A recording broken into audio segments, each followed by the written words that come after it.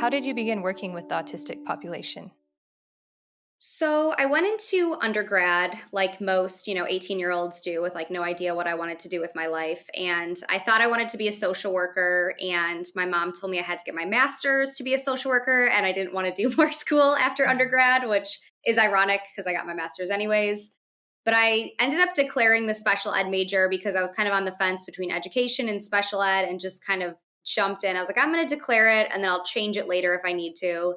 And as part of our undergrad programs, you needed internship hours and supervision hours every year. So I started working in special recreation, which I really loved doing as like a one-on-one camp aide, and then started student teaching and all that. And so when I graduated as a special ed teacher, my first job was in a self-contained classroom where most of the students were diagnosed with autism. So that was my first teaching position. Can you just clarify or explain what a self-contained classroom means? Yeah, sure. And there's, the lingo differs everywhere. And I like, this is my job and career. And people will throw like phrases like that at me. And I'm like, what's that one mean? So every district and, part of the country and type of school has different phrases for how they name their classrooms. And I've, kind of found that trends in education, sometimes every 10 years, things will like shift too. So self contained really is not a great phrase, really, but it just refers to a classroom where the kids are spending most of their day in that classroom and everyone in that classroom has an IEP. So there aren't any kids in that class without an IEP and kids are spending most of their day. So I would say more, up to, probably around 80% to 100% of their day within that classroom. Some places in the country call it a life skills room often. That's another kind of common phrase for that. Okay.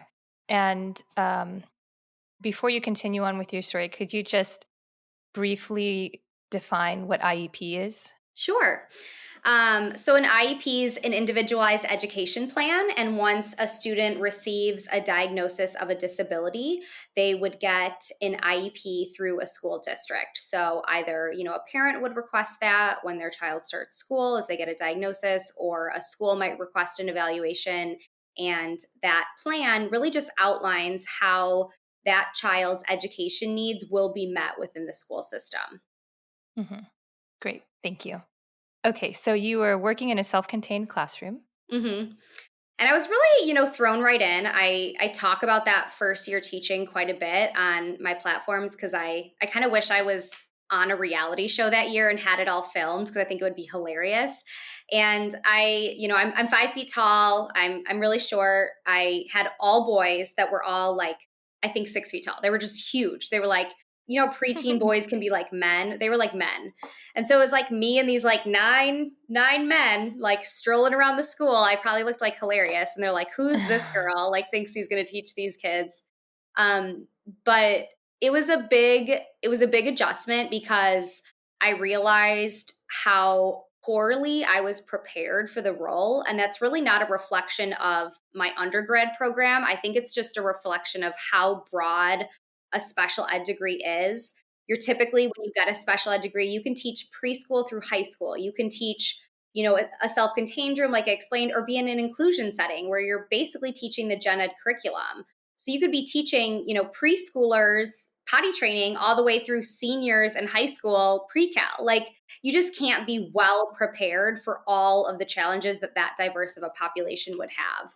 So the first few years teaching was a lot of trial and error and figuring it out. And I was lucky to have a principal that really gave me a lot of leeway to do that, to figure it out on my own, because I didn't know what to do. And I've told this story many times, like on my own podcast and in the membership, that I distinctly remember one of the paraprofessionals in my class, like, an aide that helps the teacher, ask me like 2 weeks into school, my first year, he's like, I want to sit down with you and I want to hear about your philosophy on behavior management. And I was like, cool. Once I figure that out, I'll be sure to let you know because I have no idea. So, it was a lot of figuring it out and seeing what works. And as I kind of got, farther into my career and started seeing more and more challenging behaviors, I started researching more and looking where I could go to learn more to help that group of kids. And I really, connected so much with those families. A lot of those kids from my few years teaching, I still know they're legit men now. They have like beards and I still talk to their families. And when it came to challenging behaviors, I wanted to be able to help and to be able to provide different ways to communicate. And I didn't know what to do. So that's kind of when I learned more and more about applied behavior analysis and decided to go to grad school while I was teaching, which was a great experience in hindsight. At the time it was hard because I would teach all day and go to class at night. But it was great because I got to learn about these strategies under this umbrella of applied behavior analysis, the science of human behavior, and learn concepts. And then the next day, go back in my classroom and be like, oh my God, I see that happening. I see how reinforcement works. Oh my gosh, I want to try this.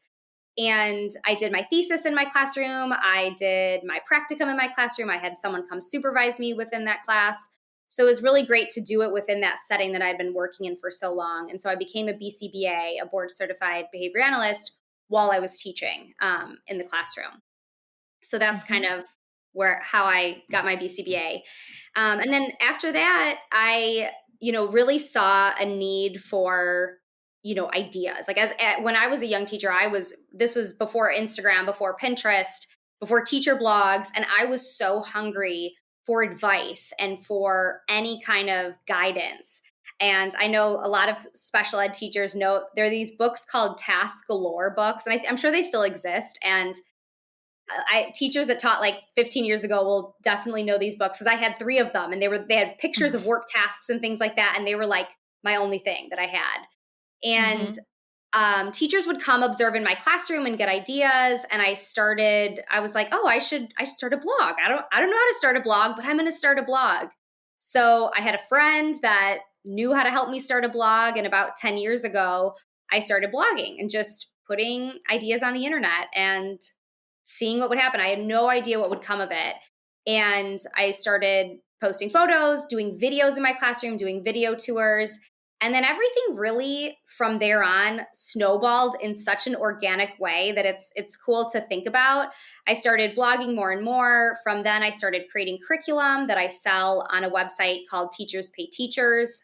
It's an online marketplace where teachers can create and sell educational resources. So I started doing that. I started seeing all the holes and like, oh my gosh, I need curriculum on this. I need resources on that. And as I kept sharing ideas, new things kept coming up of like, oh, well, do you do speaking? And I was like, no, but I could. So I really just said yes to like every opportunity that came. Like, do you want to come to our school and consult? Sure. Do you want to get on a plane and come give a presentation? Okay. So it came to the point where, I had to leave the classroom because I was working basically 2 full-time jobs.